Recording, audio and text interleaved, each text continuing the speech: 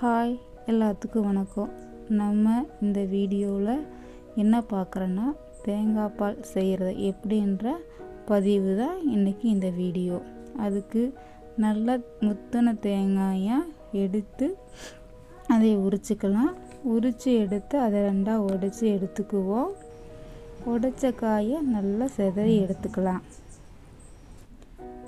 நல்லா சிதறினது பார்த்திங்கன்னா 1 கப் அளவுக்கு எனக்கு வந்திருக்கு.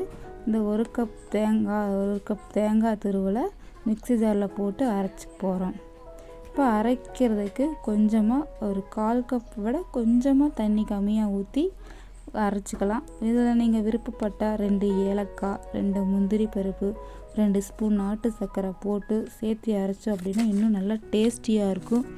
அதுதான் நல்லா வடித்து எடுத்துக்கலாம் வடிகட்டியில் வச்சு. அப்படி வடிகட்டி இல்லைன்னா இந்த மாதிரி துணியில் போட்டு பிழிஞ்சு எடுத்துக்கலாங்க. இந்த பிழிஞ்சு எடுத்தால் தேங்காய் பால் ரெடி.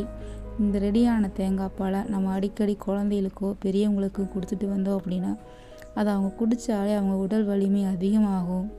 வயிற்றுப்புண் சரியாயிரும். வாய்ப்புண்ணுக்கு சீக்கிரமான அருமருந்துங்க, சீக்கிரமாக சரியாயிரும்.